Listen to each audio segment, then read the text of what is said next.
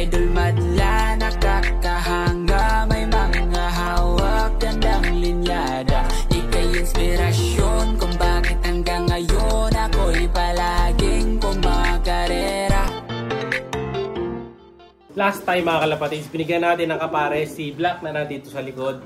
Saka yung ibon natin na si Grisel. Ayun, halos medyo nagbabarako na sila. Ngayon, eto naman ay ipapares natin ng panibago. Ayan. Alayin mo ba kung sino to? Ayan, Semi Saddle. Ayan. Ito naman ang ibigyan natin ng kapares. Ayan o. May maganda akong ipapares dito mga kalapatids. Ultimate Top Color. Ang ipapares ko sa kanya. Ayan o. Ganda o. Diba? Medyo ano po, tumitingin sa baba oh. Parang gusto mano ka. Pulbos na rin mga kalapatids. So ano na to, condition na. So ito nga yung ating Alphonse Imbrek. Yan. Na halo semi saddle. Kaso yung buntot niya may mismark. Kasi mayroong ilang pirasong pula na pang red bar eh. Ito. So 1, 2, 3. May tatlong pang red bar. Yan, yung tatlo na to. Yan yung tatlo. Pero yung iba puro puti. Pero bagwis niya naman lahat puti. White light na white light. Yung mukha niya may mismark din dito sa kabilang side. Pero dito wala, makinis. Ayan. Ganda na ng itsura. Laki ng pinagkaiba, di ba? No? Laki na in-improve. So kunin natin yung makakapares na ito. Dun sa kabila eh. No? So lalagay muna natin siya dun sa loob. Pagtatabihin natin pag nakuha ko na yung hen. Kunin ko muna yung hen. Ito yung makakapares si Saddle mga kalapatids. So kita nyo, ang ganda nung ipapares natin kay Saddle mga kalapatids. Ayan. So blue bar siya na white light na semi saddle lang din dahil may mismark. So may itim-itim siya sa bibig. Dito sa kanyang left side. Sa right side niya ganoon din, may itim din sa bibig. Ayan, medyo madungis lang. So, liliguan muna natin to bago natin. Pares yan tuluyan. Oh, ayan oh. Ganda. So bagay sila, di ba? So isang blue saddle saka isang red saddle. Kaso parehong semi. Parehas na may mismark. Kaya tulad niya may mismark. So try ko makapagpalabas ng puro na. No, baka makaswertihan natin eh. Yung buntot kasi nito, ayun yung buntot niya oh. So yung buntot naman nito, palpak talaga. Kasi tatlo lang yung puti. Tapos yung iba 2, 4, 6, 8, 9. Yung 9, mga itim na. No, so pangit yung pagka ano niya, pagka-saddle nito. Mas maganda pa rin si saddle na isa. Pero yung bagwis niya, ito bilangin natin. 11 yung sa kabilang side na white light. Dito naman, ito ang dami niyang white light sa bagwis.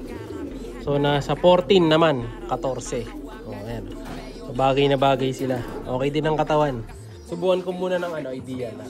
Ayan, tapos kunin natin si Saddle, yung pula.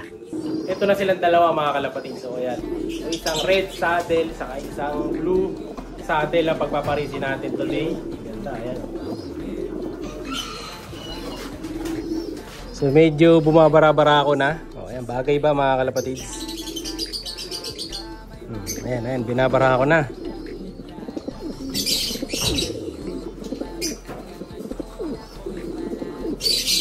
Kita nyo naman mga kalapatids, binabara-bara ko na niya yung pinapares natin.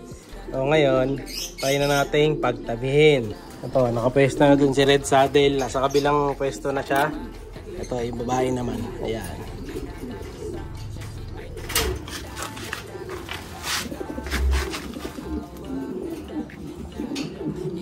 O, diba? Sabik ng bumara ako mga kalapatids. Pero matatagal lang tayong ipares to sa tingin ko. Kasi may kapares to nung kinuha ko eh.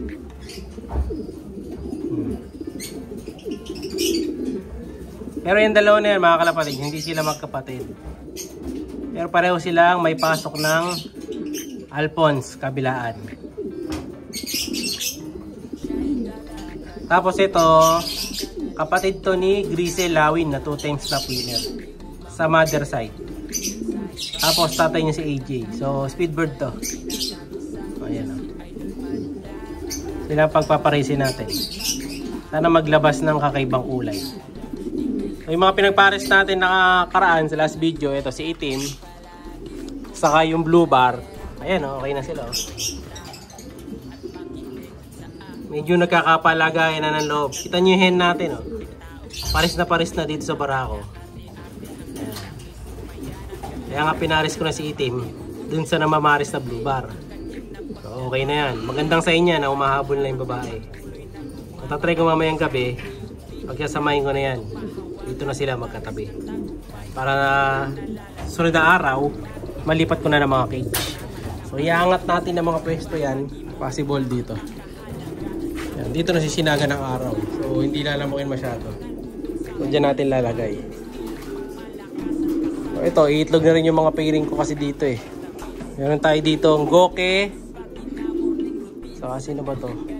Saka speedbird na checkered to eh. Ayan o.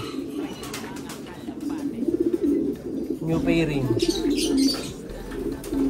Tapos yung isa, yung Alphonse na malaki, pinaros ko din sa ex-machina bird ko.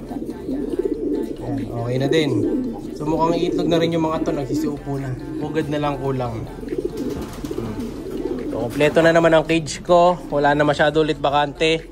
Yun, pag natapos yung pinapapares natin doon, aangat sila dyan. Diba? So ano, ganun lang, level up lang. Lipat-lipat lang tayo ng cage. Hanggang sa makumpleto yung ano ko, setup ko. So ito pa, oh. Yung pinagpares din natin to nung nakaraan. Japan cross dito sa Mulimans. Na halos tiger grizzle ang kulay, na lamang sa puti or white grizzle. Susunod, ito naman, gagamitin natin. Yung Japan na to, hanapan ko na magandang kapares. Ayun pala, blue bar, Japan. Pwede pala yan dun.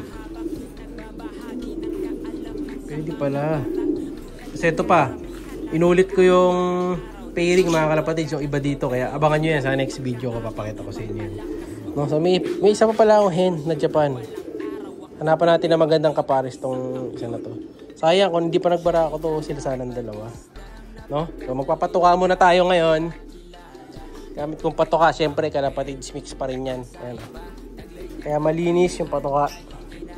May halo siyang integra para yung mga ibo ko mabilis tumaba. And then meron din tayo ditong gritstone. Ayan, saka redstone. Ayan. Para sa mga kalapati natin. Bibigyan ko yan kasi kita nyo yun, oh. Gustong gusto niya yan si itim, ha, nagwawala, ah. Hindi natin yung lalagyan nila.